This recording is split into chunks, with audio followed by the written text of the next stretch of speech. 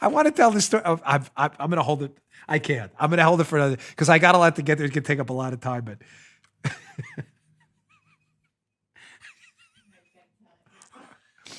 they're so dumb.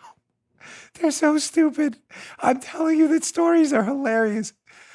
All right, I got to tell it. This video, I hunted far and wide to get this video. I saw it, but it was initially recorded by a bunch of Twitter users on their phones recording MSNBC on TV, and I got the original one. I found it this morning. This is classic.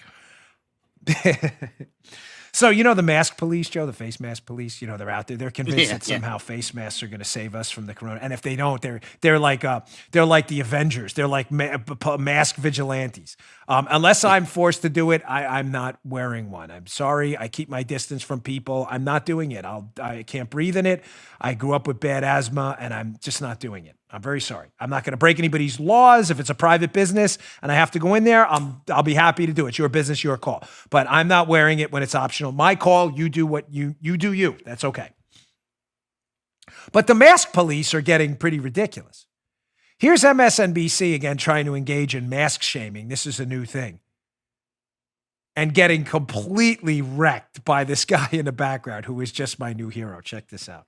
So the people there are just not worried about it, Cal? Are they not worried about their own personal safety? I haven't met anybody who is. I met some folks actually from Lake Geneva who lived in the area. They were staying a few miles outside of town where I were, and they said they're worried about it. They're worried about that second spike. They're worried about folks coming in from Chicago. But they'll quickly add at the same time, this is a place that relies on that business. I think people here want a little bit more funding when it comes to these programs so that they could stay closed. But again, I think people felt like the Supreme Court made the decision here in Wisconsin that it was time to open up. But you can see here, just around. Nobody's wearing them. Nobody's. The cameraman. There you go, including the cameraman. Yeah. Katie. Striking images. Cal Perry. Cal, thank you very much. Dude, come on. In our archive of great video moments on the Dan Bongino show, I'm easily ranking this one top 5. The guy, I love that guy. What is he wearing, a Packers jersey? He's like, the MSNBC mask shamer, of course. These are the virtue signaling buffoons who are, remember the Russian collusion hoaxers, these guys, the geniuses we're supposed to be taking our journalistic and fact-checking advice from. He's like, unbelievable. Nobody here's wearing a mask. I mean, look at this guy over here filming us. And then the guy goes, yeah, your camera guy's not wearing a mask. And the idiot's like, oh, yeah, that's right. The camera guy's not wearing a mask too. Wrecked. I love when they get wrecked like that. It's so beautiful. It's glorious to watch. Wrecked.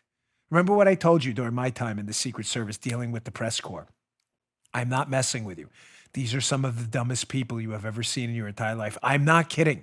I am not joking. There were some very nice ones, some very smart ones. There was an AP photographer who was a really great guy. This guy, Jason, super nice. There was a couple reporters I met who actually did their jobs.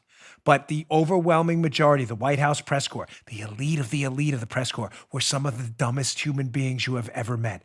I was stunned when they could actually tie their shoelaces. Some of their conversations back and forth, I was like, holy Moses, how did this individual graduate high school? It was really that bad. These are some of the dumbest people on the planet. I am not messing with you. If you saw what I saw, my constant tirades on media stupidity would make a world of sense. We used to laugh at them in the Secret Service. I'm not even kidding. We'd be like, gosh, are these people stupid?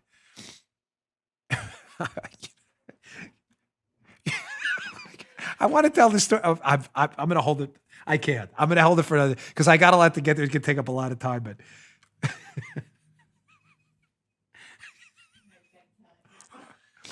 they're so dumb. They're so stupid. I'm telling you that stories are hilarious. All right, I got to tell it. Just quick. We're coming out of an event in Chicago with Obama. I don't know. He's in a pizza place or something like that, and I'm the press guy. This is not a joke. And the press pool is on the other side of the presidential limo trying to get a shot or get a quote as he's coming out of the pizza joint. So you have to wrangle the press as the press agent. And I'm telling him, hey, you gotta move. We got to clear a path. So I'm yelling. I'm like, everyone. They know to listen to you because you're the press guy. They've seen you the whole day. I'm like, move to your left.